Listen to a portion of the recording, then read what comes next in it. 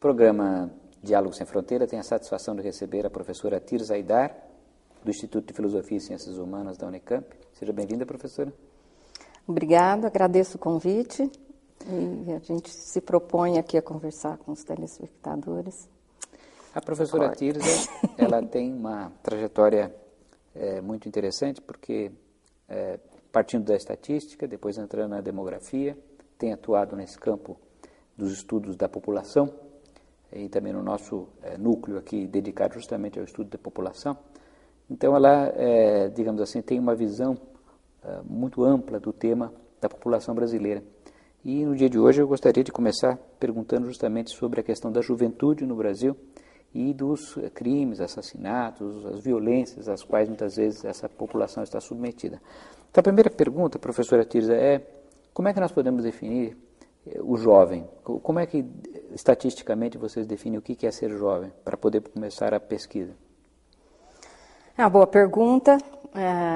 Dentro, especificamente, do caso da mortalidade por causas violentas, por homicídio, que é o campo mais dentro da demografia, né, que a gente trabalha, seria os jovens a partir de 15 anos e até 24 anos. Mas isso é uma definição operacional, mas a gente tem, mesmo na Organização Mundial da Saúde, que lida com essas questões também de saúde entre adolescentes e na juventude, esse recorte de 15 anos a 24, 25 anos, e a partir disso também é muito utilizado.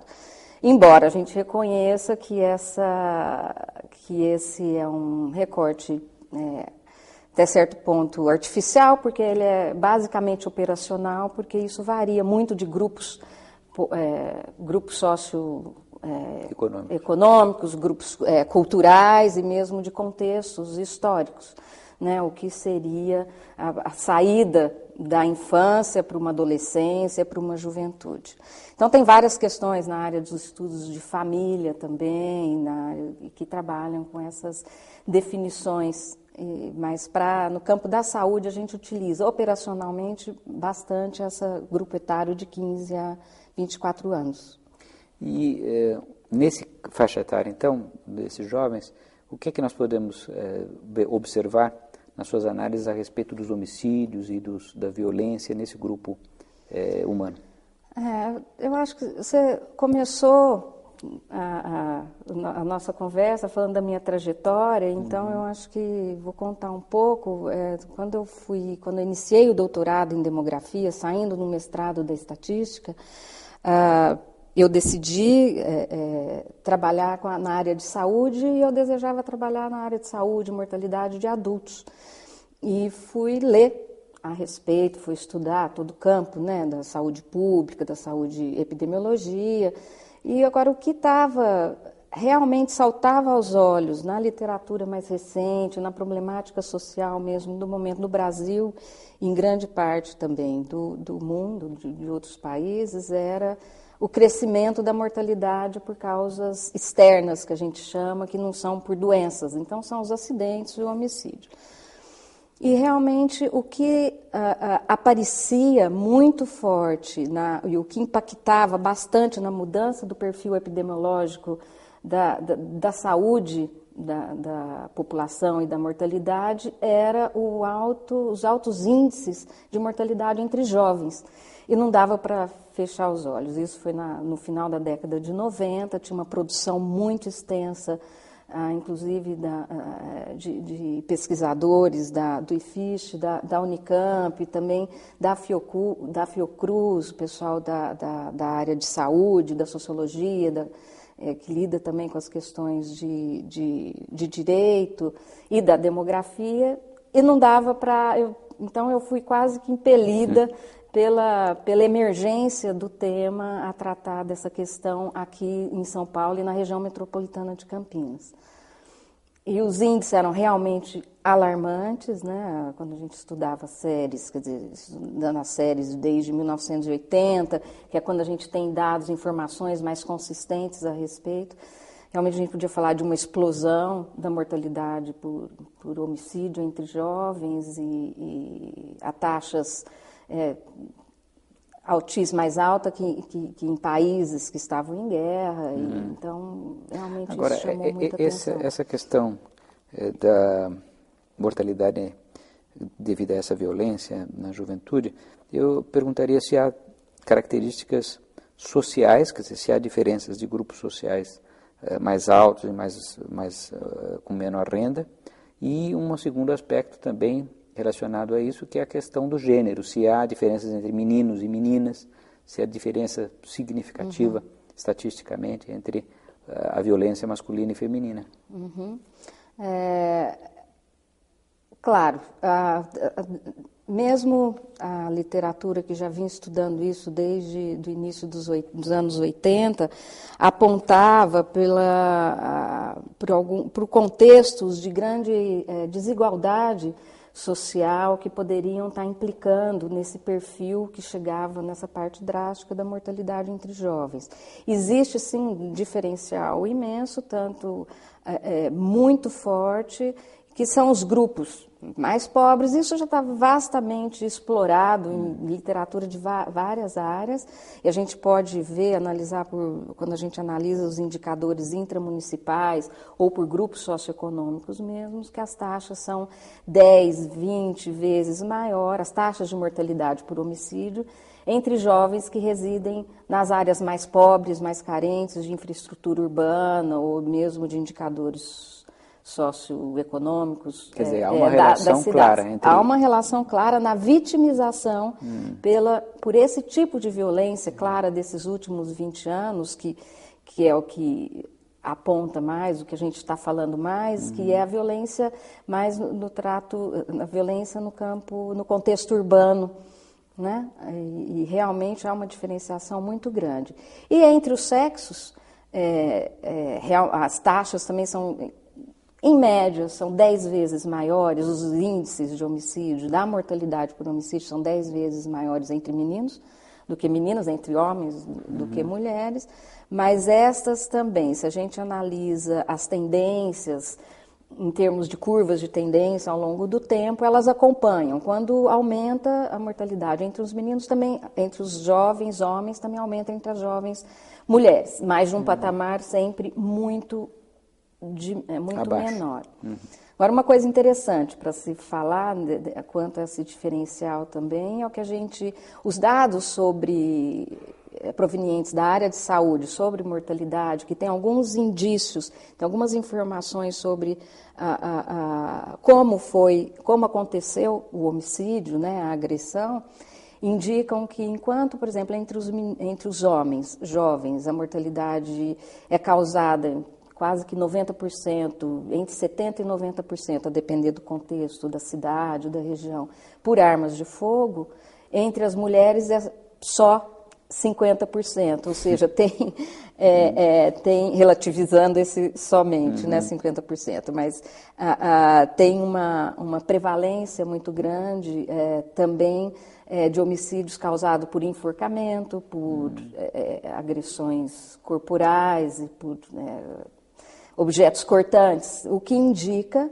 e também uma diferença muito grande na ocorrência dos homicídios fora do domicílio e dentro do domicílio, que é muito maior, 40% dos homicídios entre as jovens, entre as mulheres no geral, acontecem dentro de casa, ao contrário dos homens, que 70%, esses são números genéricos, né? São mais na rua, em via pública, em bares. Então, isso reflete também que o tipo de conflito e de causas e de contexto associado a essa vivência e violência. E pelas estatísticas é possível se ter uma noção se, no caso das mulheres, que são muitas vezes têm essa morte dentro de casa, se isso também se relaciona a uma agressão feita por parte de outro jovem, um homem jovem, ou isso é possível saber nas estatísticas algum pouco?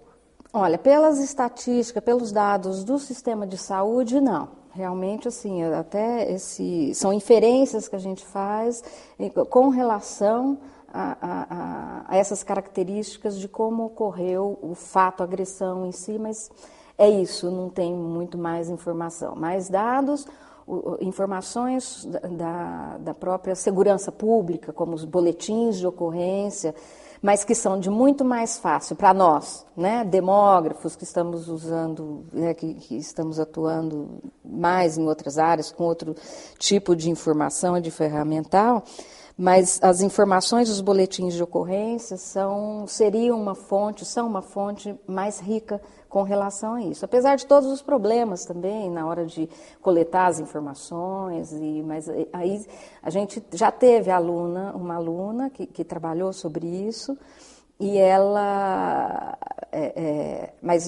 trabalhou com os boletins de ocorrência somente dos casos de homicídio ou de agressões contra mulheres, e realmente a prevalência de agressões ou de contexto de conflito amoroso, conflito familiar era muito grande.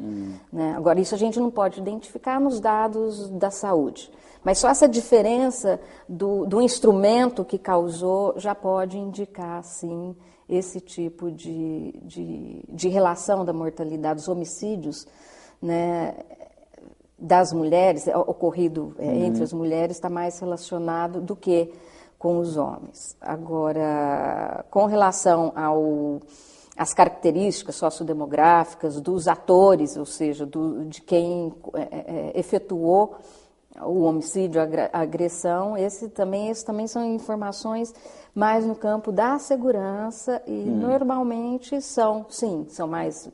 ocorre mais pelos homens com relação às mulheres e com relações que têm algum tipo de relação amorosa ou de afetividade ou pessoal, né, no interior da...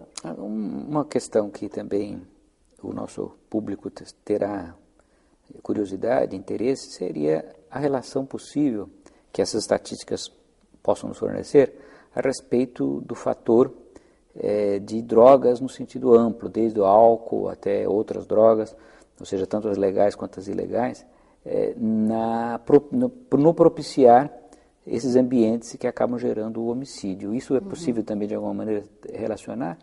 Sim, também mais uma vez não através dos dados de mortalidade especificamente, né? Mas existem vários estudos, existem fontes de informação também da segurança pública e também de boletins de ocorrência, também referentes às internações hospitalares e pesquisas qualitativas que, sim, a utilização e o tráfico de drogas está muito relacionado, fortemente relacionado, principalmente com a mortalidade entre os jovens, tá? Nas cidades, né? E não é só a questão da utilização das drogas lícitas, como o álcool ilícitas, que realmente tornam os conflitos sociais mais graves. Então, a probabilidade da ocorrência de uma agressão fatal, quem tem uma arma na mão e está alcoolizado ou está drogado, realmente é muito maior.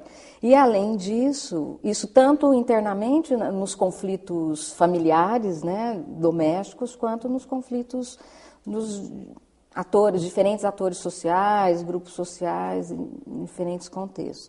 Mas, e outra coisa seria o tráfico propriamente dito, que isso aí tem a disputa de território, a disputa dos pontos de venda, que a gente vê, né? O caso, isso está emblemático em tudo que a gente conhece do que acontece no Rio de Janeiro e mesmo em São Paulo, que teve uma mudança muito grande nesses últimos períodos, mas que tem acontecido também, isso tem sido mostrado muito fortemente, eu já fiz estudos sobre isso também em outros estudos, no interior, em cidades menores, que também está sofrendo. Quer dizer, esse é um apontador muito forte, muito fácil de se analisar e muito...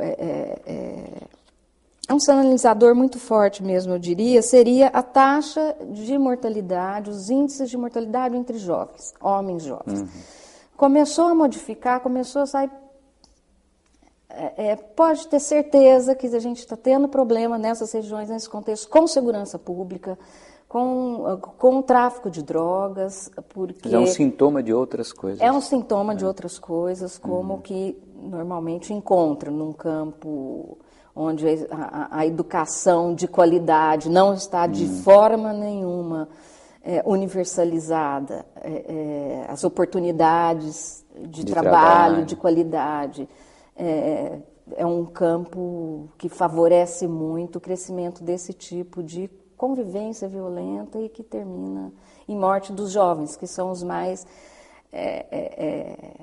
Eu gosto de repetir isso porque a gente, quando fala nos indicadores de homicídio que atingem mais os jovens, parece a leitura de que eles são os próprios criminosos. Claro, eles estão envolvidos nisso, mas eles são as maiores vítimas. Então, eu acho que eu gosto de frisar que quando a gente começa a ver muita vítima jovem por violência, acidentes por violência, a gente pode saber que temos um problema social de saúde, de segurança muito séria nessa região onde isso está acontecendo.